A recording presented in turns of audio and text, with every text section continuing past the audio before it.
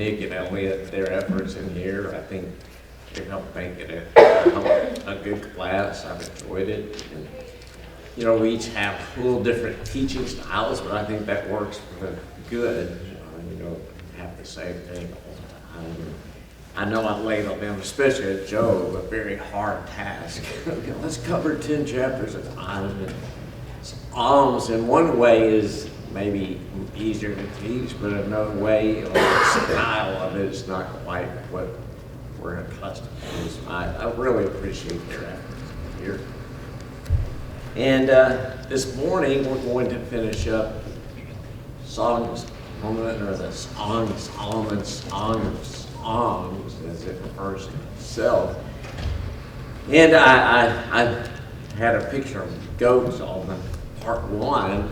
I was going to ask Randy. There he is. So you figured that one out. What's my imagery pointing us to here? Anybody remember? Your navel is like Yeah. a goblet. Yeah, your navel is like a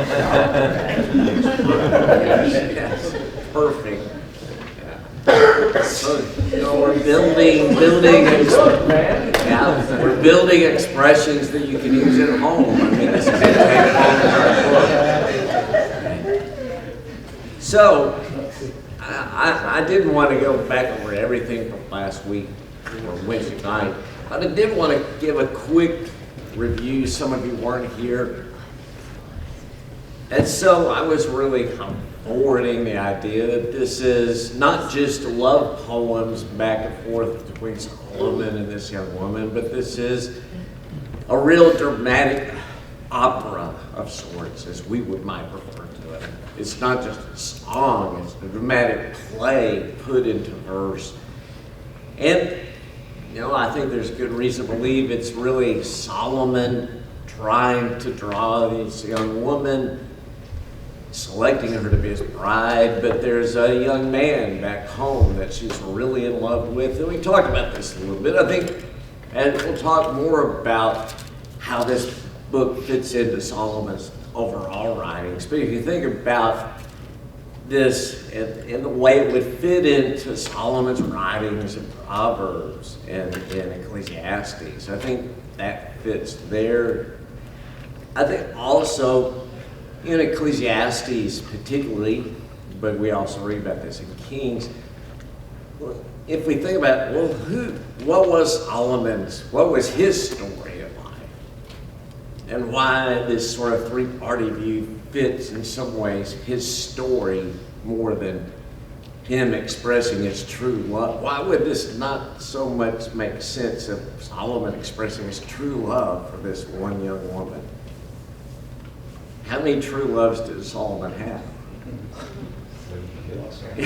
A lot, right?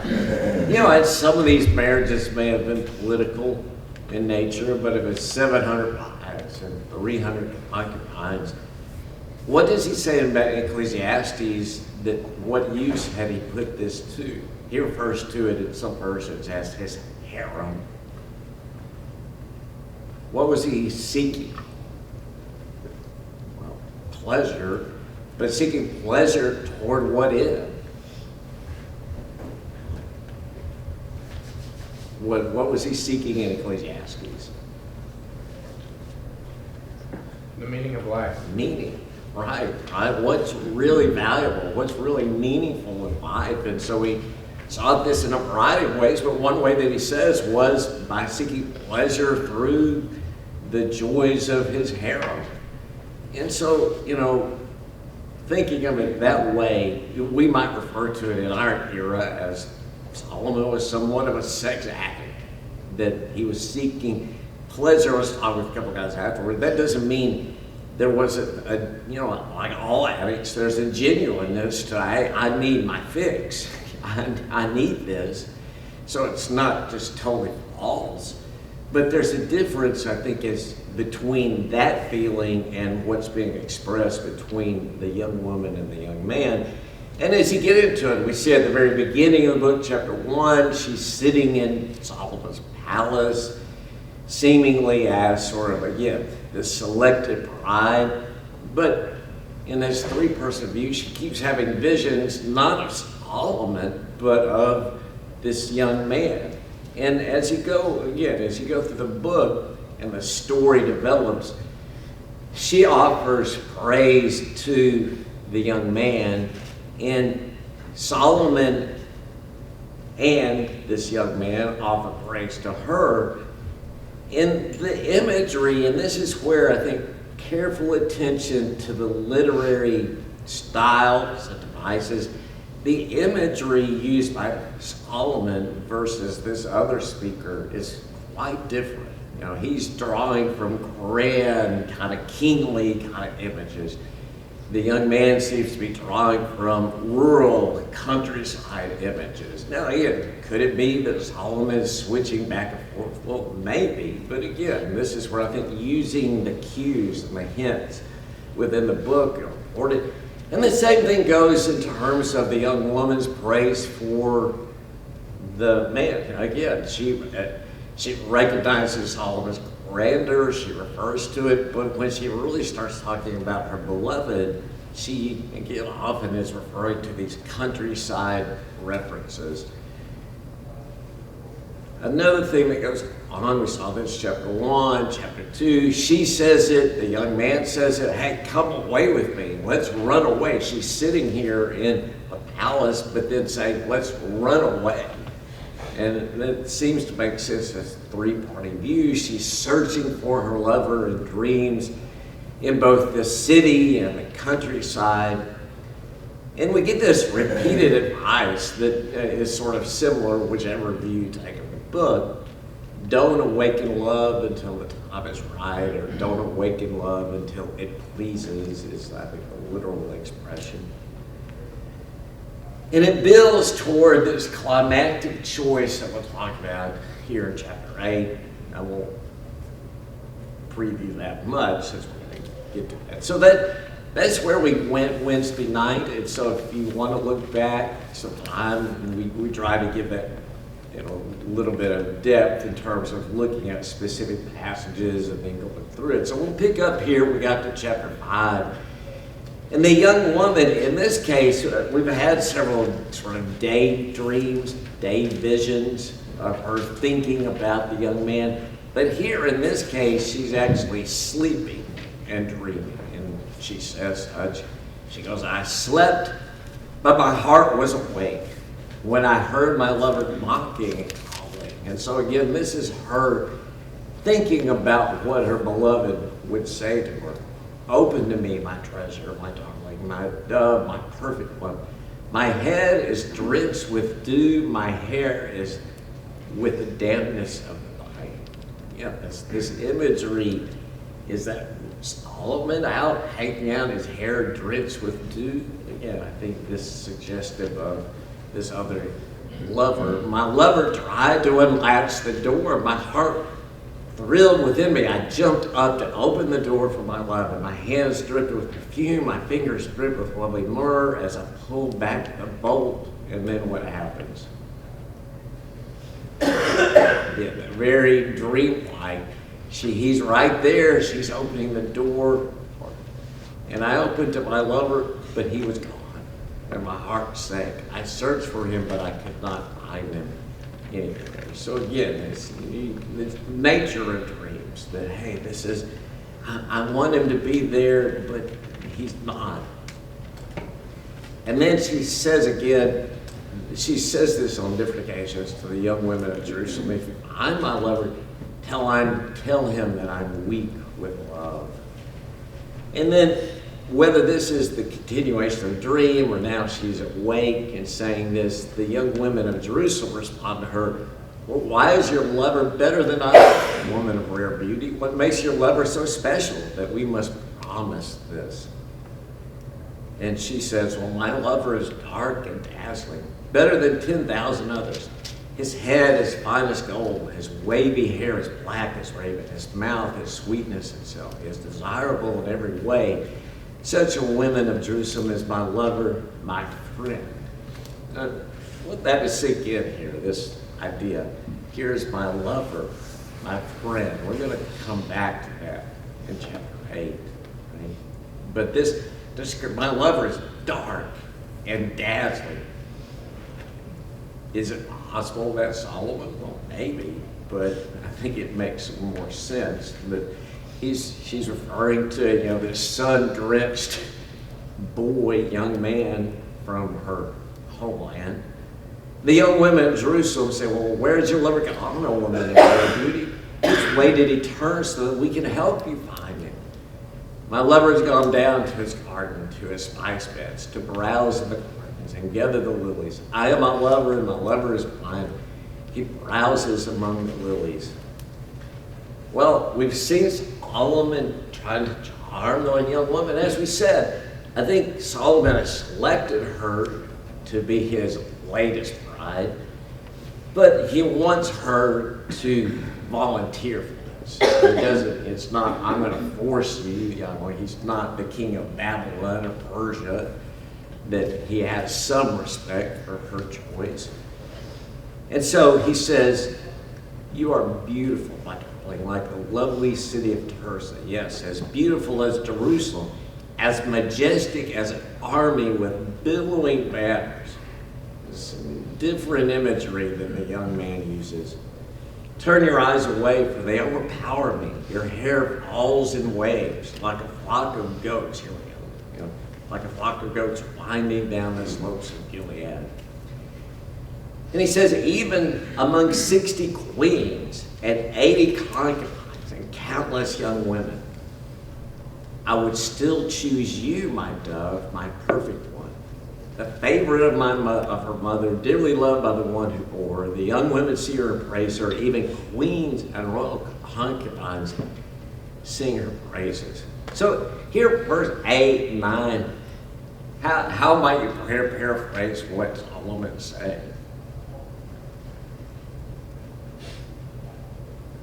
Remember, this isn't just in the abstract. This isn't just, king, queens, concubines out there somewhere would praise you. What's the world that Solomon lives in? Well, it's kind of interesting. He's saying, I have all these women, and you're just the best of all of them. Yeah, they don't mean anything. And so it's kind of it's interesting how I feel confident that what you had mentioned in the beginning, this being a 3 kind of person love poem, it's interesting how Solomon's portraying himself in compared to this other man writing this, because he's kind of highlighting that it might be our inclination to want to go and sow our wild oats, but the power of love between one person and another one person almost takes you back to the garden. And it's he's his pickup line is, you're the best among 80, and yet she's drawn to this her person that's meant for her. Hold on to that, because when we get to the end, I have a couple questions, and you're hitting right on that. Because I think, like you said there, Elliot, our other Elliot, was asking about, what's the meaning of the 60 here? This may be just, again, a pulling a bunch, and maybe she's number 61 as it works up to 700. We don't know. But again, we said even queens and royal concubines. Essentially slave wives that are there just for the purpose of physical pleasure. Well, and so he's saying to her, they really don't mean anything to me. You are the one. And so, he's having to try to make a case because, she knows he has other women and he has many wives. And so he really starts trying to charm her. And now, again, it's not clear if this is a continuation of a dream or a different type of, or a different situation, but she says, again, I think there's some dream element that emerges here. She says, I went down to the grove of walnut trees and out to the valley to see the new spring growth, to see whether the grapevines had budded or the pomegranates were in bloom. But then she says, before I realized it, my strong desires had taken me to the chariots of Aminadab. And different versions translate that last phrase, trying to guess at the meaning of this. And if you read up, it's almost everybody says, well, this is somewhat uncertain. What is the chariots of Abinadab? Again, it may be a reference to a nobleman, a rich man who had many chariots in her area, but her strong desire, her feelings had transported her mentally back to this home location. And the young women of Jerusalem, well, they said, well, come back to us. Don't go there, all maid of Shulam. Come back, that we may see you again. And then chapter 7. So here's Solomon's last and most directly seductive appeal. And as we've said, different parts of the book have different imagery and get a little bit more and more erotic. This gets quite explicit, enough so that some of it I felt a little awkward. I'll let you read it on your own. But so he goes full bore here this time. Says things like, how beautiful are your sandal feet, O queenly maiden. Your rounded eyes are like jewels, the work of a skilled craftsman. Here's your navel is perfectly formed like a goblet filled with mixed wine. He goes on to kind of break down her particular attributes here. And then he comes, oh, how beautiful you are, how pleasing, my love, how full of life. You are slender like a palm tree, and your breasts are like clusters of fruit. I said, I will climb the palm tree and take hold of its fruit. Okay. Hey, that's him, not me. And so, like I said, Solomon really steps up his seductive appeal. He's making his final pitch. But she says, I am my lover's, and he claims me as my own. Come, my love, let us go into the fields and spend the night among the wildflowers. Let us get up early and go to the vineyards to see if the grapevines have budded. And so here's Solomon putting on his most seductive language, but she's responding by saying, hey, I want to go back to the countryside. I want to be with my lover, my beloved. And then chapter 8 begins, and I'm not sure that this is really a break. I think this kind of goes with what she's saying here. Oh, I wish you were my brother who nursed at my mother's breast. And again, it's not an incestuous idea, which she explains it. Then I could kiss you no matter who was watching, and no one would criticize. I wish I could, what she's saying is, I wish I could kiss you, really express my feelings for you without worrying about how other people felt. And so now we get this climactic scene. And I've skipped some of the things in each of the chapters.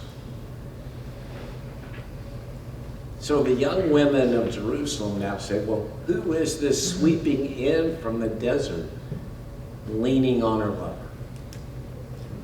That now the choice seemingly has been made. That she's with her lover. She's been dreaming of him, had these visions. He's at the door. She opens it. He's not there. But now they see her coming back from the desert, leaning on her lover. And she says to the lover, I aroused you under the apple tree where your mother gave you birth. Place me like a seal over your arm, like a seal on your arm. And now she gives these words, but remember that Solomon really writing these words in her mouth. For love is as strong as death, its passion as enduring as the grave.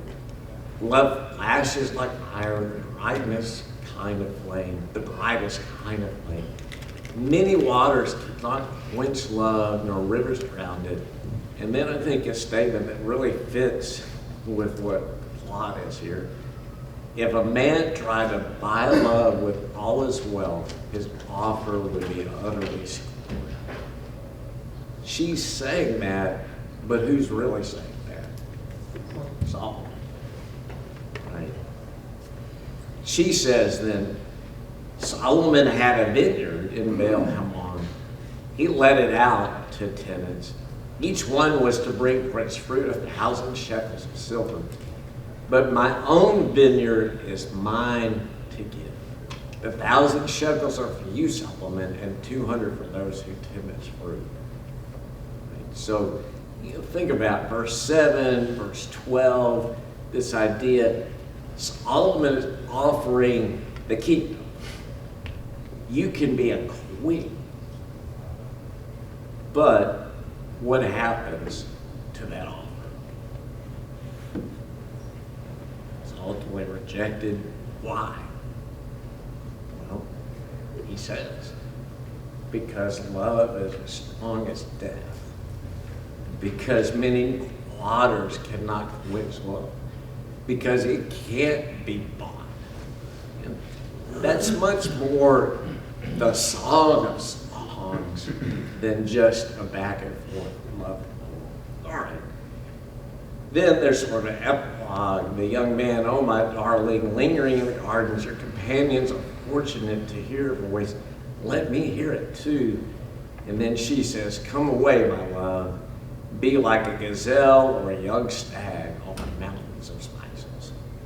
So this grand sort of opera play comes to this conclusion, which then brings me to this question. Why is this in the Bible? I was talking with Lawrence the other day. I said, after a week, I said, we're covering this. I said, Chuck has been waiting for you to come. I said, if you weren't with us at the first class we had, Lawrence is going to come and give kind of an interpretive dance presentation of this. But sadly, Lawrence said he was busy this morning. So, but I told Lawrence, I said, in many ways, Songs of Solomon might be the most underappreciated book in the entire Bible. I mean, we never talk about it. And I think part of that is because we're not quite sure what to do with it, or it's very kind of unidimensional. Oh, you're lovely. Oh, you're lovely. Oh, you're lovely. You're lovely. Okay, everybody's lovely. Is that great? But thinking about it this way, in the way we've talked about it, why would this be in the Bible? Let me narrow that down a bit. This is rhetorical. Well, does God care about marriage and romantic love and sex? What would suggest that he does? He created them. Yeah, that's you turn back to Genesis 1 and 2. God made the world this way. Even if whatever your view of Songs of Solomon is, you think, well, and it's one of the reasons too. I think because people often don't quite know what to do with Songs of Solomon. I think it's one of the reasons that both in ancient Israel and even in more Christian era that people wanted to make this just allegorical, just about God and Israel, or Jesus and the church. And while, again, one could draw parallels there, this infuses this erotic element that certainly isn't, like we talked about tonight, and that's not what Ephesians 5 is about, in Christ and the church. And God does care about romantic. Yes, have we in some ways, maybe not just our society, but many societies, have we got off the rails and turned romantic love into something, that God didn't intend it to be? Well, sure. But we don't want to get in the other ditch, and recognize that, this matters to God. Now, how does this, and this kind of comes back to what Matt was talking about, this is my next question. What is Solomon doing in Proverbs and Ecclesiastes? A lot of reflection. reflection on, his life right, and his mistakes. right, Ecclesiastes largely his life and his mistakes, and Proverbs, What he's learned and what Right. he's trying to teach his son. and yeah, others. yeah, reflections and observations about life. What is good in life? What is, and also just what is the nature of life? What goes on in offering this wisdom? Well, why don't we see Song of Solomon that way? Well, again, I think part of that is if you view it just as the two-party thing, then it only becomes, well, okay, this is going to help us realize we should express our love. But the three-person view, I think, really sets this into Solomon's writings. Solomon here is talking about what is the nature of love and relationships. And so Solomon's desire for the young woman is based on what? Infatuation. Right. Physical appearance and physical desire. It's totally about erotic love. The young man and young woman's love for each other includes that. You know, that's in the picture. But remember what I said a while ago? What does she say in that one? My lover, my friend. Marriage at its best, what would you describe the love of marriage when it really works? These three words that are used in Greek, translated love in English, but the love of the will, the charitable love, was that in marriage? Well, sure, that's what Ephesians 5 is about. What about the love of friendship? That she's referring to. I love her, my friend. But marriage also has this romantic, erotic element in it. And all three of these are combined together in a good marriage. And I think that's what she and Solomon, through her voice, referred to when he said, love is the strongest death. This kind of love that combines the love of charitable, willful, intentional loving, the love of friendship and romantic love, that is the strongest death. Is Solomon's desire for her among his other 60 or 700 wives, is that his strongest death? Well, Ecclesiastes says no. You know, that's not the deep, meaningful love that's discussed here. And so, again, you think about this. What are some of the observations that Solomon makes through the story and through the words? What are some of the observations he makes about love, marriage, erotic love? Well, Money can't buy it. through this story, which could be a true story, or it could be just, something that he has observed that he wanted to write down. But either way, he's showing that love, not just romantic love, but love in general. The nature of it is a choice. It can't be coerced. It has to be a choice from the one giving the love. There's not it's not fake or something. Yeah. Randy? Just what he says there in chapter 8, that money cannot buy what he's looking, can't buy love. Right. I mean, Right. We have songs. we have great songs, yes. Yeah. That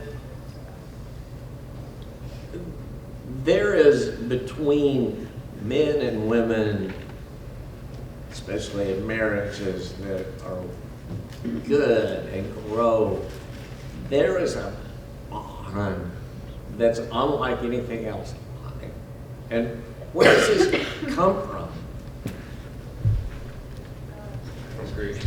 Right, from creation. God created the world this way. In some ways, again, this love between the young man and the young woman is Solomon's way of expressing this perfection of creation that God made back in Genesis 22. So that's what he said in verse 6. It says the flashes, this is the flashes of love or energy of love, or flashes of fire, the very flame of the Lord. So that's the only place the name of God is mentioned in Song of Solomon. Yeah. So the energy of this love comes from God, so learning of God. So marriage is like a triangle. You need to have God in your marriage. Yes. Yeah. No, certainly in life we find ways to sort of push God out. But it's amazing often, even people who don't acknowledge God, the way, if it works in their life, is because they're doing it His way and not acknowledging Him. You know, somebody that was talking about they, you know, not of faith, but teaching their young children that, well, you should value people regardless of skin color or background. And, well, where does that come from? Is that a Roman idea, a Greek idea, a Viking idea? No, that's Jesus Christ. You may not acknowledge it. And so, yes, this comes, this fire, this flame, this desire. You know, and one of the things, we talked about this some, a few of you were in our marriage proverbs class. And so in that class, we had a class on sex. And, you know, yeah, it can be uncomfortable in a mixed crowd. And, you know, but I think anybody who has a good understanding of marriage or probably recognizes that what this matters, the romantic, erotic love matters in marriage and needs to be cultivated too. And one of the things that can be taken away from this is, you know, even Solomon's language, while in this three-person view, he doesn't have kind of the depth of feeling the young man has, but learning better, you know, I'm not saying we should refer to our wife's hair as like a flock of goats, but whether a man or a woman, working on your ability to offer compliments and praise. Look, this is true even in Psalms. Julia was teaching a few years ago with some young women in kids class, and they started emphasizing, let's work on saying things praising God. And Sterling heard this when one of his kids was at the class and went home and said, you know, Dad, when I pray, I want to pray this way. And he said, you know, I haven't really given much thought to working on offering praise to God. You know, we may say, well, I praise God, but not doing it the way the Psalms does. It's really breaking this down.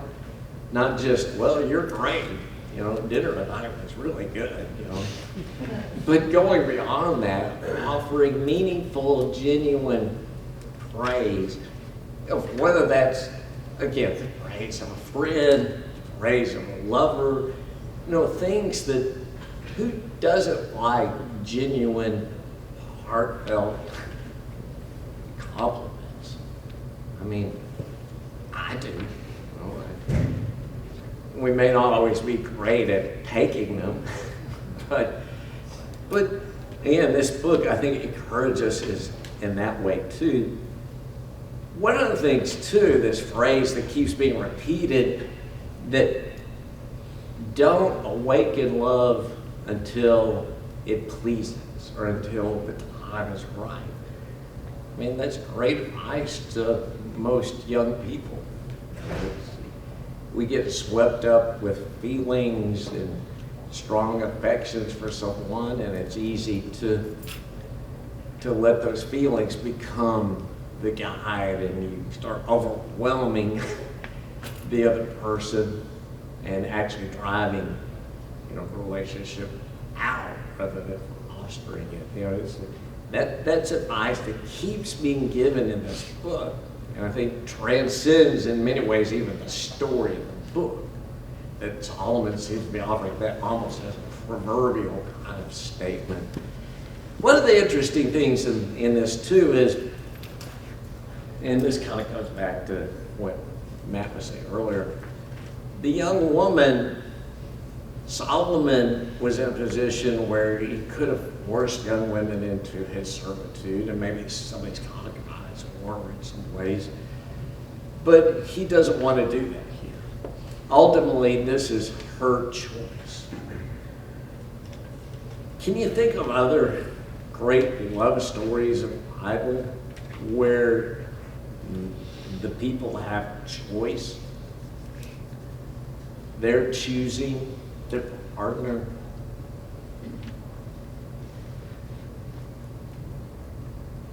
Think of that. Go ahead, Lauren. All of God's people, he offers them the choice to choose who they're going to love. Yeah, that's a great. God could have made all robots. Sometimes we wonder, why did God make the world? Well, most of the things that are negative in the world are because God only gave us freedom. He gave us choice and made us moral beings.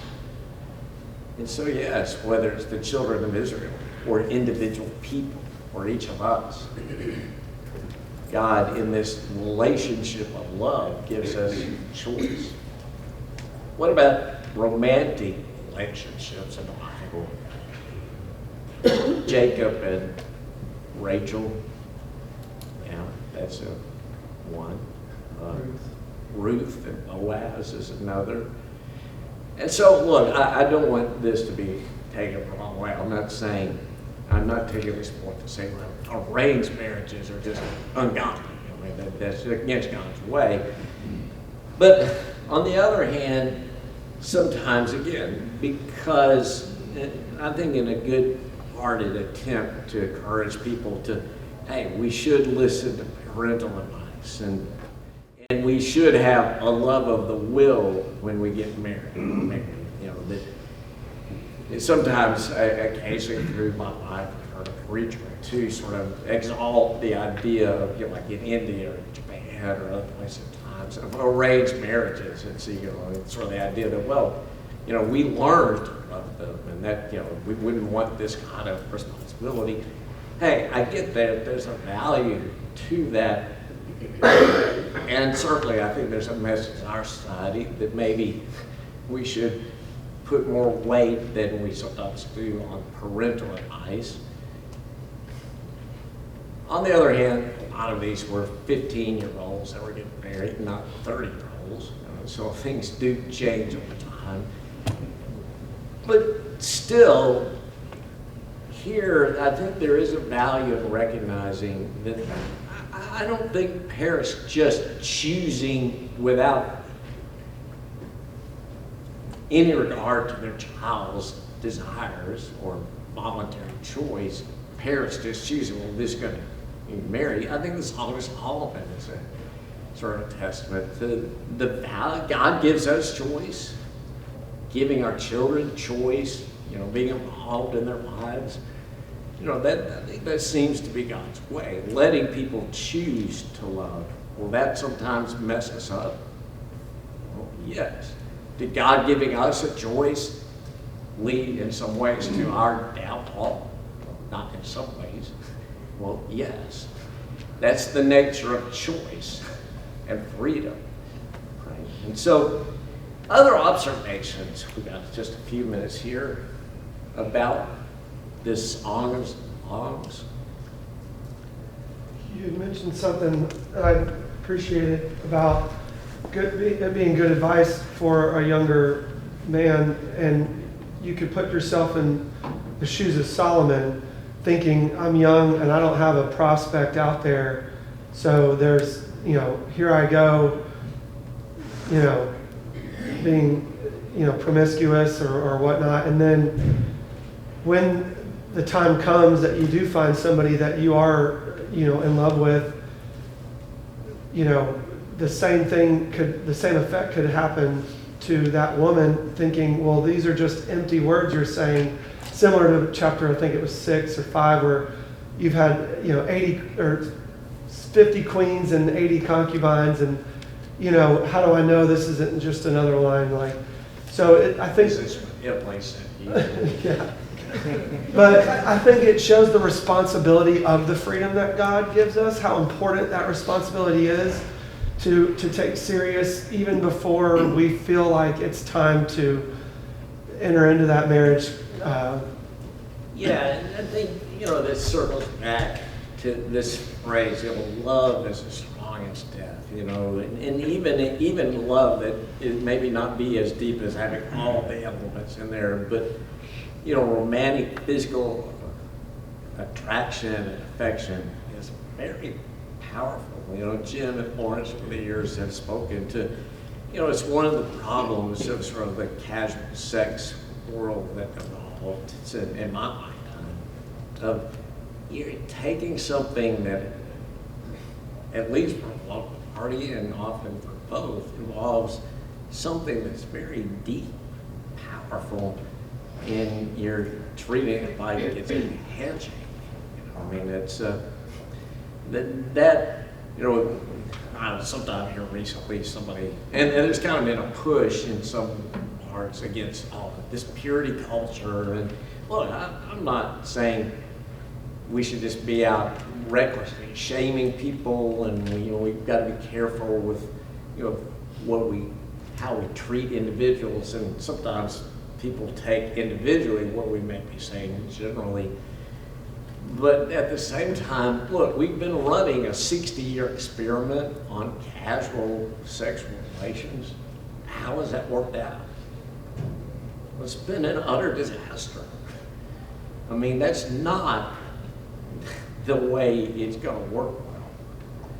And again, we've tried this. And even I was running across the other day, this was, some British medical journals.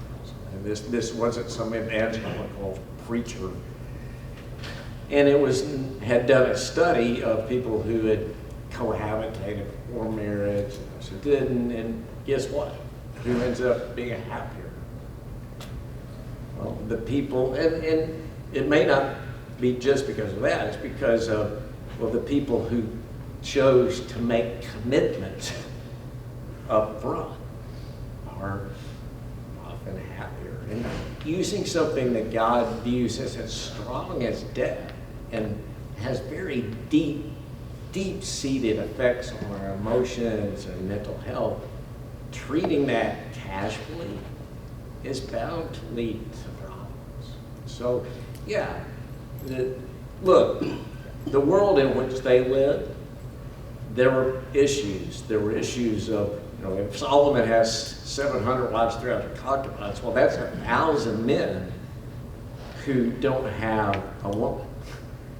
Well, what's that going to lead to? Well, prostitution being an avenue, other mechanisms, homosexuality, bestiality, the kinds of things that are talked about in Exodus as, hey, don't do this. Well, that's going to be a problem in such societies. And so look, you finding illegitimate outlets for these kinds of feelings is not a new problem. We may have new ways of exploring that through internet or whatever, but look, this is 3,000 years ago. So I hope, if you're not totally sold on a three-person meeting, I hope maybe it's give you something to think about. Thank you all for listening so well.